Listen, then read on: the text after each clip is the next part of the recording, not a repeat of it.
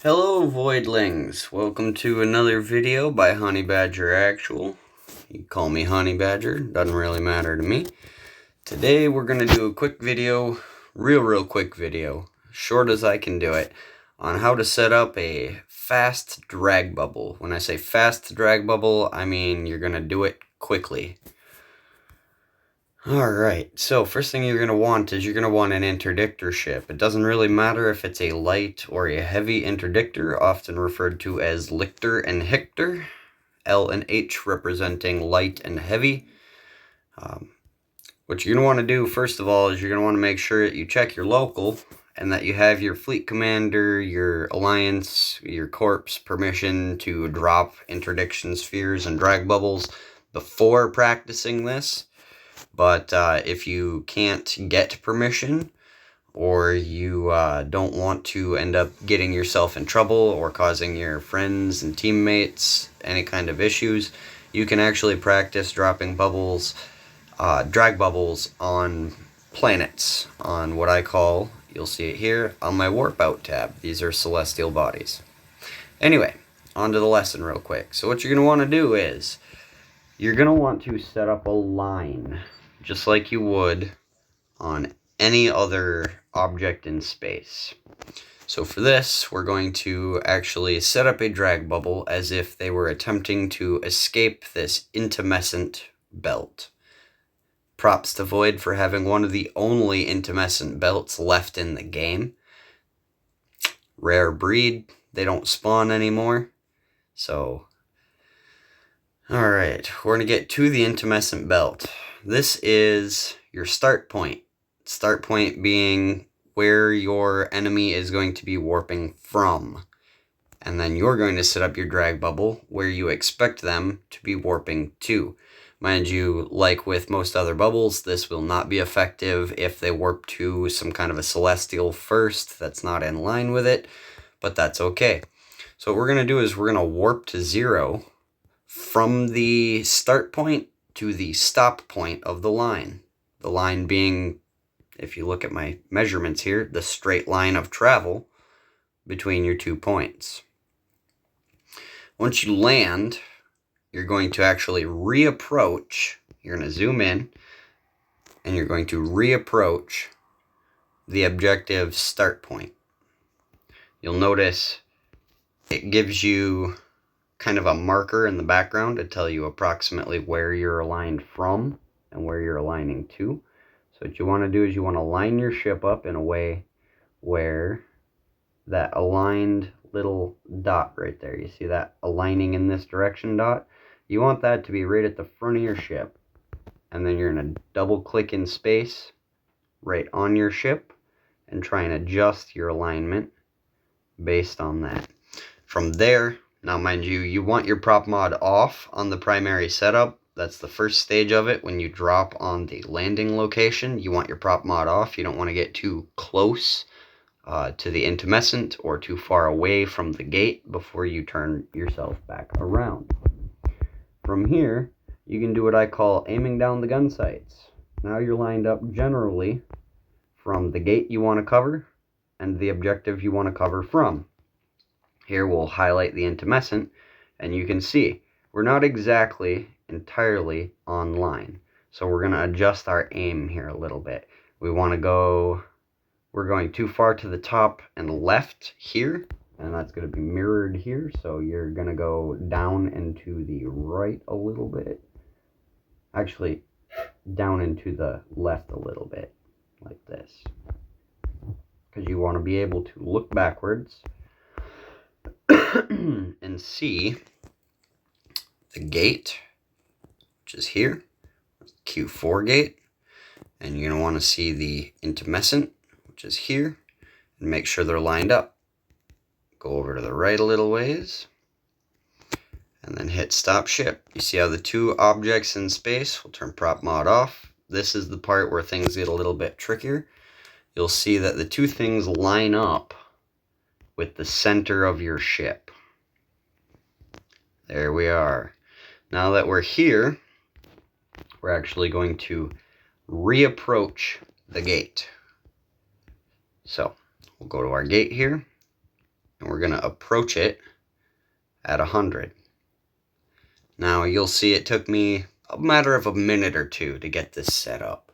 Once you've got it set up, hold on, let me stop, do an edit, show you real quick. This line comes straight from the start point through the stop point to where you are in space. Once you've reached here, I highly suggest, if this is a system that you plan on putting drag bubbles on with any kind of frequency, that you go and you save your current location. This will allow you to not have to re-aim your drag bubble off that line every time you set one up. So now that you've got it set up, you're going to actually, boop, pop your drag bubble. Once your drag bubble's popped, give me a second. I'm going to log in a second character here real quick and use them as a test platform. We'll see just how effective this drag bubble actually is. Now, you'll notice that I'm approaching the gate at like 100, but I'm still close to, I set the gate to approach at 100, but I'm still close to like almost 200 kilometers off. This is not optimal. You do not want to be far enough away that whatever lands in your drag bubble can turn around and short warp back to the gate, which is an on-grid warp. So what you'll do is you'll actually reapproach the gate at about 60 to 70. The reason you do this is when and if the enemy lands in your bubble, they cannot just turn around, click warp to gate, and be free of you. The other thing you can do is what I call a double bubble trap. To do this, you set one bubble at about 300 to 400 kilometers away, out here, and then you have another character in a light interdictor cloak about 60 off the gate. When the enemy lands in your primary drag bubble, your secondary drag bubble, or your secondary bubble here, will actually decloak and pop their bubble as soon as the first enemy lands. The reason you do this is anything that's attempting to warp to the first drag bubble to assist the enemy that landed there will then land in your second drag bubble, closer to the gate and too far away from their friend to help them. Now, here we are. We're going to undock the second character. I'm going to put up another bubble just in case. And you see how the two bubbles space apart like that? That's pretty much exactly what you want. You'll notice as I approach the gate, I'm shifting position both upwards and forward, and that's because I'm staying on the line previously generated by warping from the Intumescent. Now, if you have everything set up properly, your line is actually a cone. We'll start with red. Anything coming from here and there will land close to the bubble, if not in it, and anything landing from the center of that cone is going to hit your drag bubble. Now, I have a second character on a station here in system, and we're actually going to warp that character to this gate. And we'll use this as a quick show of what happens. So the character is going to splash in a second here. And we're going to go, oh no, the enemy splashed down my bubble. Look at that. He missed because he wasn't online. Because that character warped from the Citadel. So we're going to warp this character to the Intumescent. And we'll show it again. See that character? They're going to go to the Intumescent, and then they're going to warp back to the gate, and that should show the difference between a drag and a catch bubble. Drag bubbles are super useful because it allows you to pull someone far away from the gate, up to 1,000 kilometers away, and catch bubbles are good because they allow you to catch a wider range of your opponent. Now you'll see I'm cloaked. Here's a demonstration of the double bubble trap. They go to warp to the gate. Say it's their combat ships or their logistics ships first. They warp to the gate, they miss the gate, and get pulled into our drag bubble. Whew. Oh yeah. As soon as he splashes, you're going to pop your second bubble. So now he cannot go from where he is back to the gate.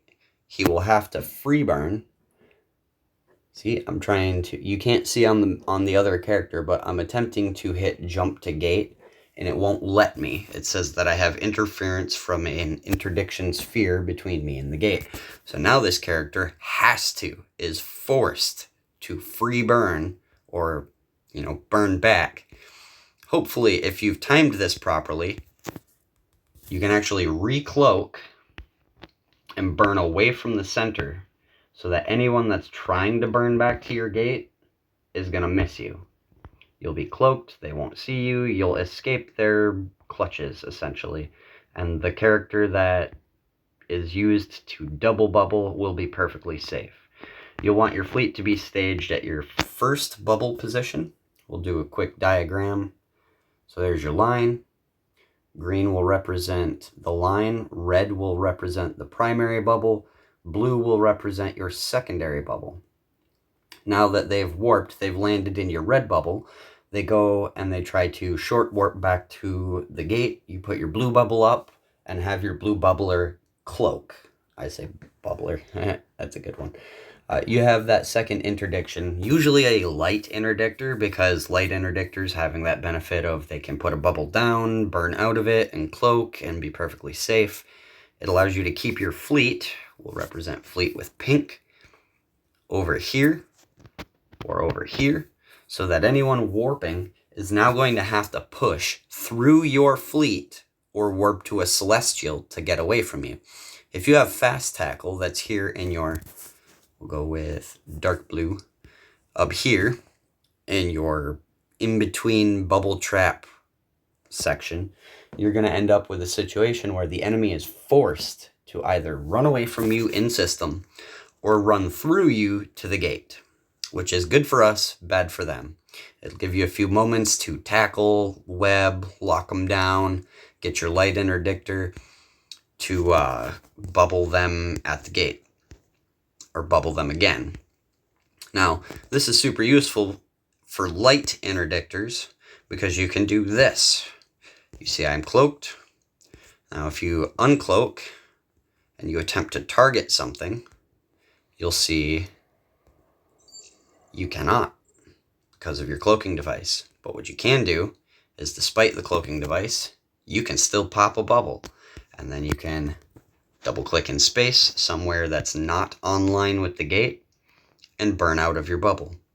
Your cloak should have a short timer, and hopefully if you're quick enough and the enemy is slow enough and not faster than you, you'll get out of your bubble, manage to cloak, change directions again, and this will prevent them from killing your light interdictor. Remember, light interdictors are not combat ships. They are not meant to fight, they are not meant to take damage, and they do not put out damage.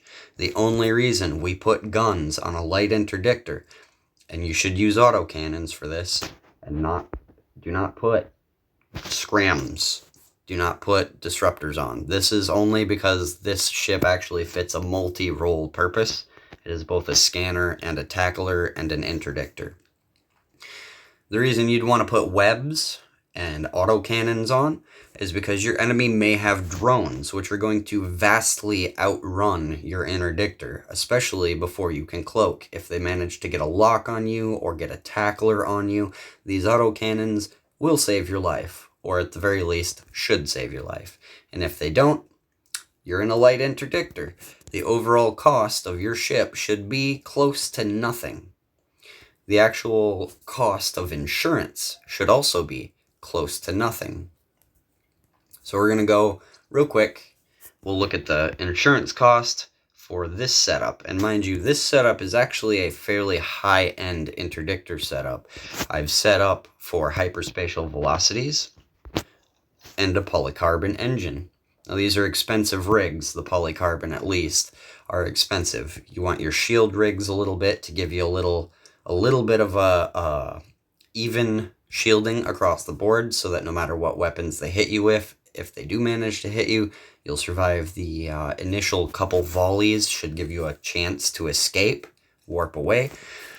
My suggested fit, if you plan on getting into the fight, is to actually fit warp core stabilization to your low slot. Not all of your low slots. Keep one inertial stabilizer.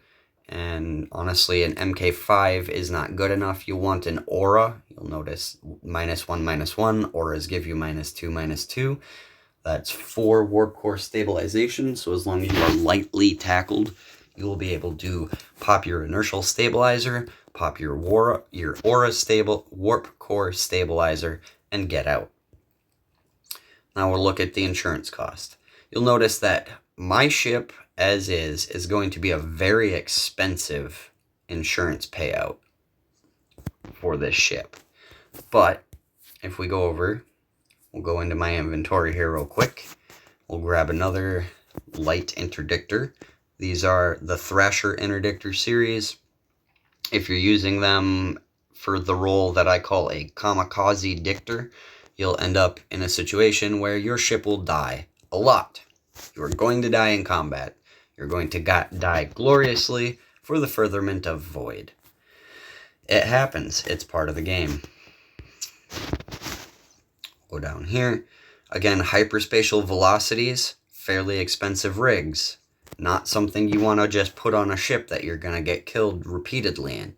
So if I was you, I would actually go with your trainer rigs, such as aux thrusters, or even just trainer polycarbons, because they will allow you to align to a warp and get out quicker. Whoops, put the wrong fuel. Put a dynamic fuel valve on there. That's my bad. We don't really need that. That's not as effective as you would think. We'll go here. We'll add the MK5. I'm actually going to go to my other ship real quick. I didn't have all my modules set up for this ahead of time, so please bear with me here real quick. Alright, we'll go over here. We'll take my Interdictor launcher off. Here we go. Unfit. That's all we really need for the Kamikaze ship. Now, I say Kamikaze, these are based on this naming, and this mentality for this ship is based on the idea that you're going to plow yourself into an enemy formation and use your single bubble launch as a form of tackle. And you're going to want to do this with as cheap of a setup as you can.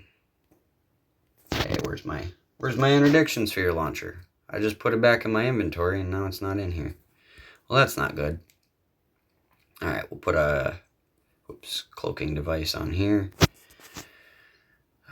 I guess I must not have taken the interdiction sphere launcher off. We'll check my inventory real quick. Yeah, didn't. Alright, we'll go here real quick. If you're setting up to be a stealth dictor, something that's not planning on kamikazing itself into an enemy formation for heavy tackle. Now, I say heavy tackle versus light tackle. Light tackle is disruptors, scramblers, webs. It is a targeted tackle. It is between you and one other ship, or one or two other ships that you get to target. Heavy tackle is capable of tackling multiple ships, more than 2, 3, 4, 5. It can tackle hundreds of ships in one go, because you're not relying on individual target modules such as scramblers or disruptors. You're relying on the interdiction sphere launcher, and you're just gonna jump to them, launch it when you land right on top of them, and that will tackle them. As a kamikaze, you actually don't even need a cloak, so I don't know why I have that on there. You'll benefit more from small shield than you will from any kind of escape or alignment modules. All right, so now we're going to check the insurance here. We'll go to insurance. Look at that, 17 IP. Any character, doesn't matter what your skill level is, Doesn't matter what your bank account is. If you get free IP from any event and you've got enough to pay for your ship, your minimum payout is going to be fairly cheap. 17 IP for a ship with an interdiction sphere launcher, a couple of shield modules, and you know what? Just for the heck of it, we're actually going to go down and we'll grab the Imperial Navy or the basic. You don't want the all-around damage control, but you want that damage control, the cheap one, for the resistances it gives you passively, but also actively. Because what you're going to do with this, I'll show you real quick. Oh, we gotta add some fuel to the tank first. So for the fuel in this, as a Kamikaze, you don't want to carry much. 10 plasmoids is all you need as a Kamikaze dictor. 10. Not 100, not 200, not 500, not 1,000. You're gonna get popped almost as soon as you land. You'll have enough time to drop a bubble and run. Maybe drop a bubble and die if you're not lucky. If you are lucky, you'll get away, but most likely you won't. So, we'll do this. Anomalies.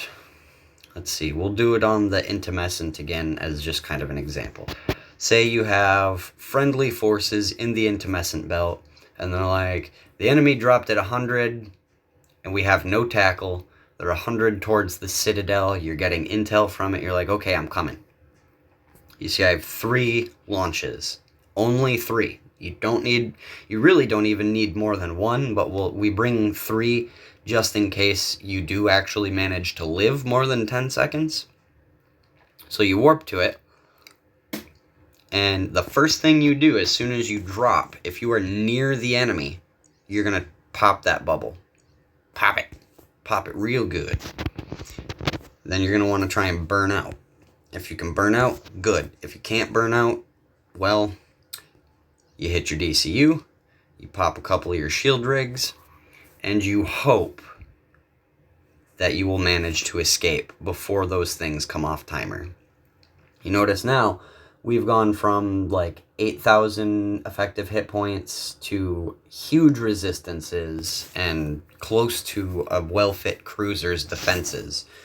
The reason you do this for a Kamikaze build is because you want to survive as best you can, because you want to be able to stack as many of these bubbles on top of your enemy as possible. See? Look at this. We've managed to cover almost an entire 50-kilometer line in bubbles without a micro warp drive. Without it active, anyway. If you wanted to do this quickly, or say you do survive, or the enemy isn't positioned properly, we'll say they're in the Intumescent Belt and they're gonna jump to the Q4 gate. So you're gonna actually try and burn directly on top of them. You want to even approach at 0 because, I mean, think about this. You're a Kamikaze. Your plan is to die. So you're gonna approach at 0 and you're gonna burn as fast and hard as you can. Ba ba ba ba ba ba ba. Oh no, collision. We'll pretend that's you bouncing off an enemy ship. Boop. You drop another bubble. Oh, look at this. Now they're targeting me because they know I've tackled them and they can't escape, and now their only option is to burn out of the bubble or die. You hit your shields. You pop both shields. It gives you a nice boost to health, and hopefully you can survive long enough to essentially pop another bubble on top of them as they burn away. Anyway, I hope that was informative and useful to anyone who is aspiring to be a light interdictor, lay drag bubbles, or be a Kamikaze interdictor. Remember, do not try and Kamikaze in a heavy interdiction ship. Heavy interdiction ships drop their bubble as soon as they die. So the enemy only has to kill you to escape, which they will do. They very much will do. Here's a great example of the double bubble trap. I attempted to warp to station, and because I warped from station, dropped a couple bubbles, and then dropped another one on the Intumescent Belt, I can't warp to station until I burn through these other bubbles first. So now I have to burn all the way through, and as soon as I clear it, it warps me. Have a good day. The void consumes, and I'm sorry this ended up being a 25-minute video.